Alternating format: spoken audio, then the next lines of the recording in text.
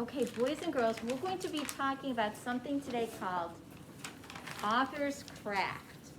So a craft is a job or an activity that requires certain skills and ability.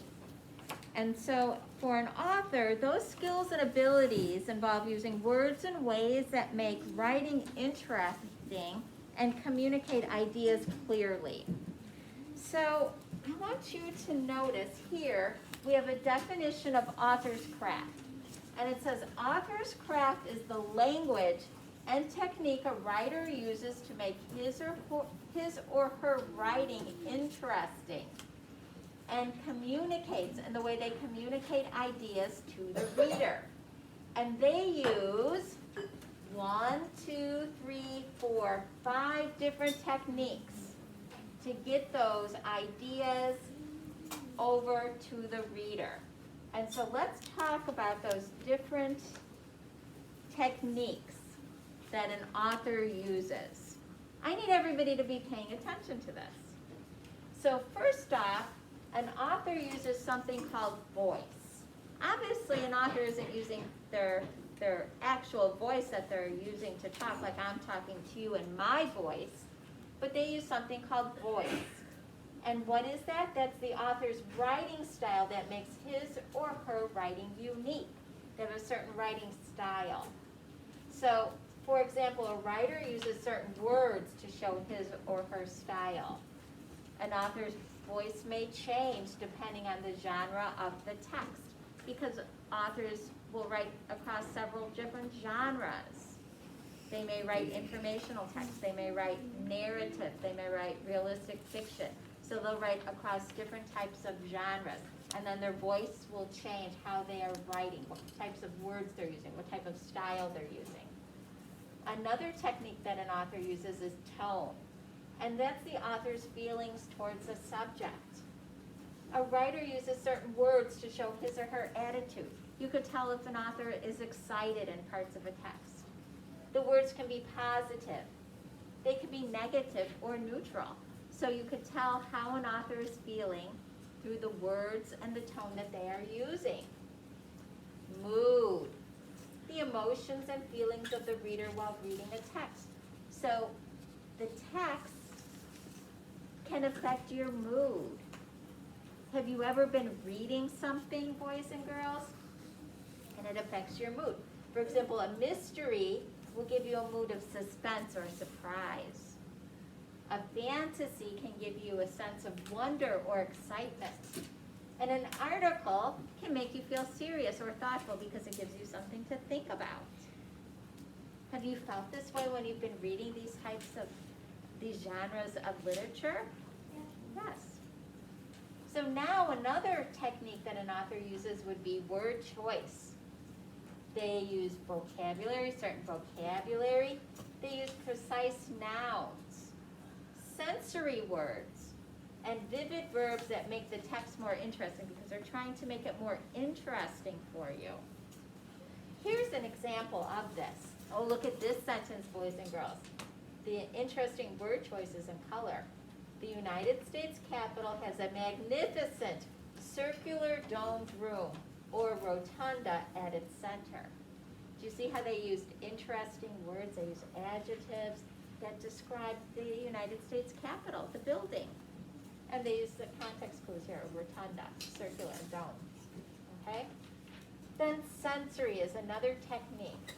Descriptive words that make the reader see, hear, smell, taste, or feel something. So they want to involve all your senses in what they are describing when you're reading. The puppy's sleek orange and white coat was silky smooth and feathery soft. So that's very descriptive. So it draws you in. You can feel that puppy's fur, can't you? You can feel it.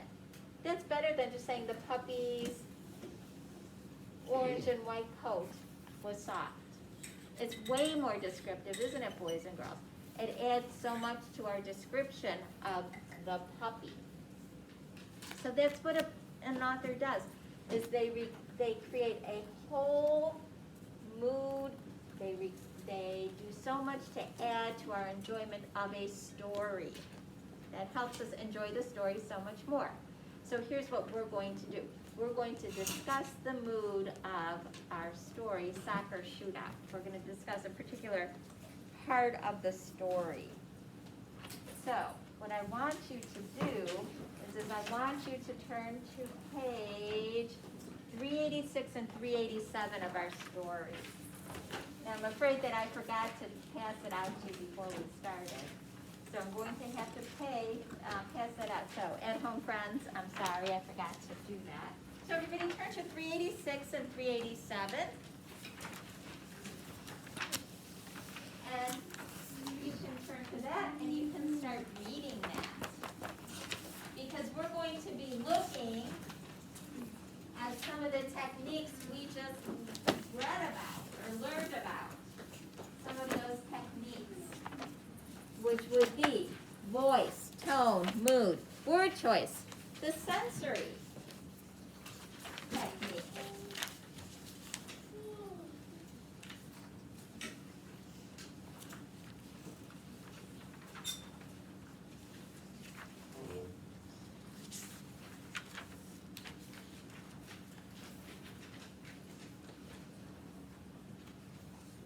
Can you please read 386 and 387?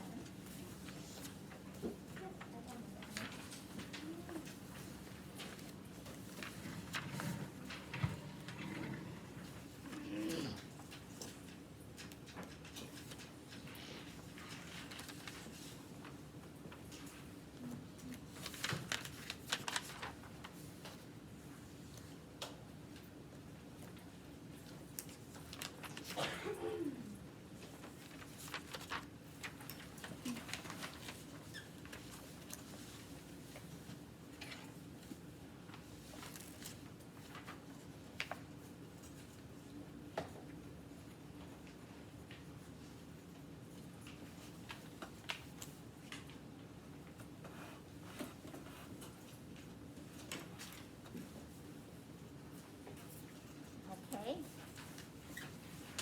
So everybody's finishing up reading 386 and 387.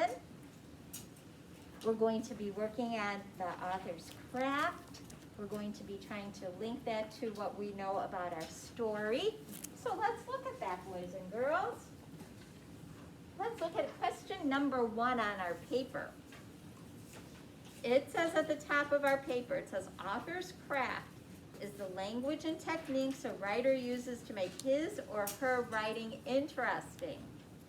Authors use voice, tone, mood, and word choice to create different effects.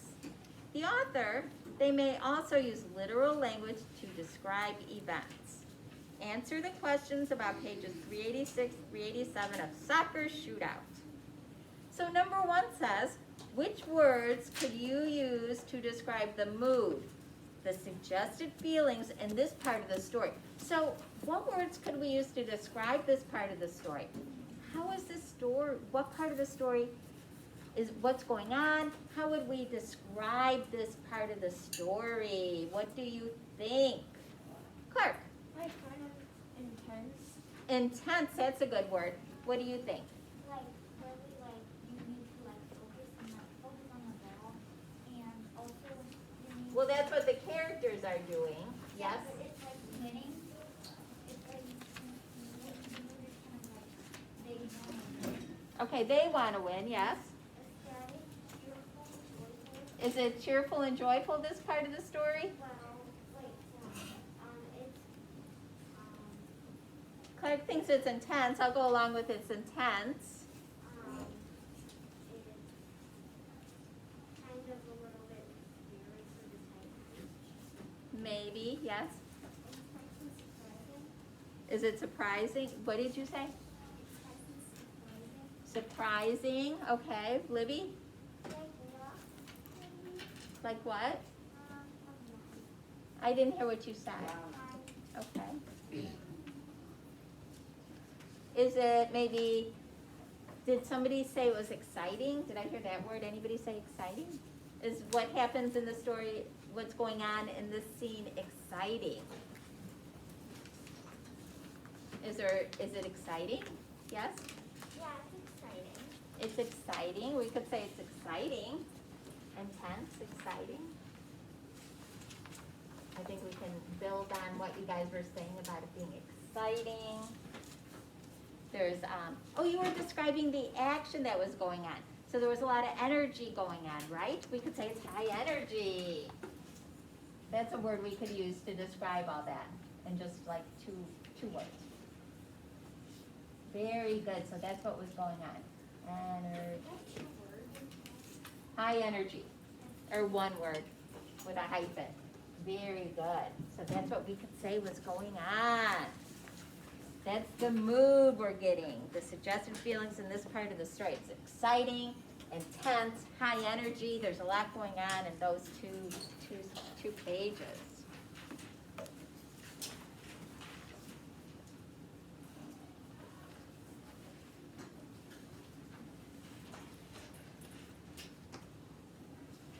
Okay, now boys and girls, now I want you to look at those pages. How does the author use literal language, sensory words, and sentence length to describe the action? What kind of words is he using here? What are some of the words he's using? Look at the words he's using. What do you notice? What type of words is he using? What are some of the words he's using? Kelsey? Exciting words? He is using exciting words. What's some examples of those exciting words he's using? Ivy? What are some of the exciting words he's using? Juliana? The Titans yelled. They yelled. What else did they do? Olive? Like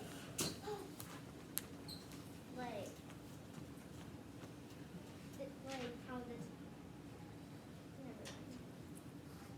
Like rush. They rushed. Yes, what else?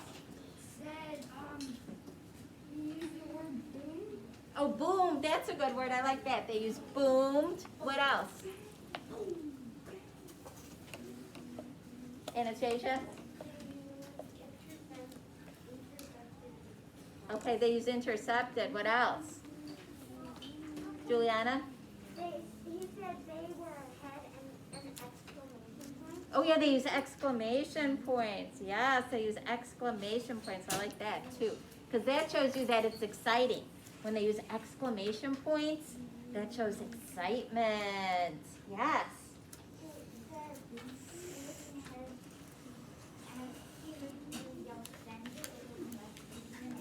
Yeah, he tells them to send it. Yes, what else? What'd they do? Yes. Rocco, what else?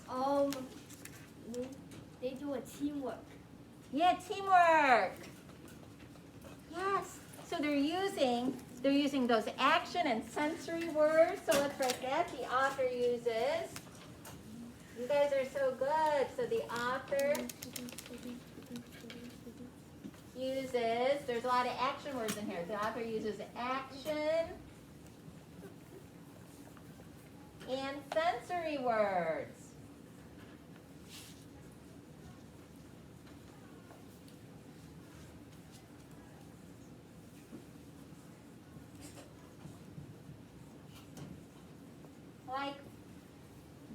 Like, you said, what was it? Boom, did you say? Yeah. Like boomed. And what was another sensory word? Or boomed, and what was another one where somebody's doing something? You have to look in the text, not up in the sky. Teddy? What is, you tell Bert to send it? send it, yes? Rushed. Rushed, oh, we'll say rushed. Rushed, that has a good sensation to it. Boomed and rushed. Okay, like boomed and rushed. Okay, that's good. Yeah. And they wanted us to notice something about the length of the sentences. What do you notice about the length of the sentences? What do you notice? What do you notice? There's other people in the class except those few people who are answering questions. What do you notice about the length of the sentences? Jensen? They're either really long or really short and have very, very detailed words. They're short. The ones that he's using for all of this are short. They're short sentences. Very good. He uses short sentences to describe the action. Those are the ones I'm talking about. He uses short sentences to describe the action. Good one, Jensen. Short sentences to describe the action.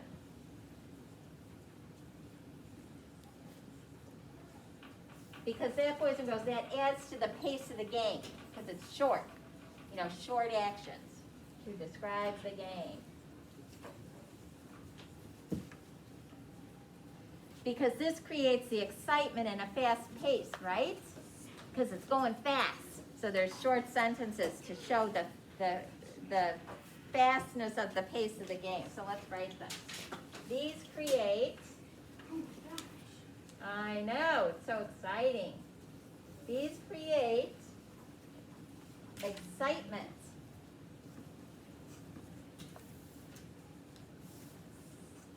And a fast pace.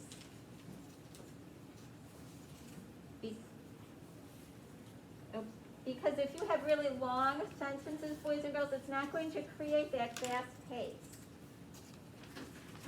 It's a longer pace. No more room on my lungs. They had us answer like 3 different things there. I still have room. I have a line. Okay, now we have one more thing we need to talk about here. Now, boys and girls, now you have to figure out something else. They want to know, what do these pages tell about the author's tone or his feelings about the game of soccer? How do you think this author feels about the game of soccer? Elisa? Excited. The author is excited about the game of soccer? Yes, I'm going to say that. What do you think? It's very action-packed. They use a lot of yelling and signals. It's action-packed? Intense. Yes, what do you think? What? Intense. It's an intense game. Yanni? Curious what's going to happen. You think the author's curious about what's going to happen? He's writing the story. He knows what's going to happen. The author wrote the story. So I think he knows what's going to happen. We want to know, how does he feel about soccer? Yes? He feels ecstatic and Oh, ecstatic? he likes it. He likes it. He thinks it's what? Oh, he loves it. It's like string kind of. He loves it. He thinks it's a what type of game? The game. It starts with F. Oh, I know. There's so can we all say out fun? Yeah, I think he thinks it's fun. I think this author thinks that soccer is fun. Okay? So these pages tell that the author thinks it's fun. They tell the author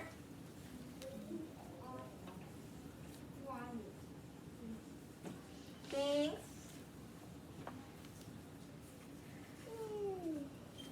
that soccer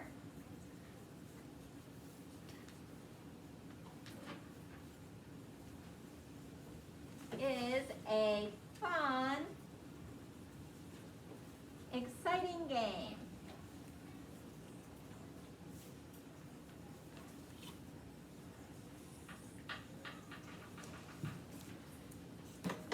There you go. So that's what our author thinks of this game. You could tell by the way he writes about it. If he did not think soccer was a fun, exciting game, he wouldn't write about it in this way at all. He wouldn't write about it that way. Now, here's what you're going to do. You are going to finish writing.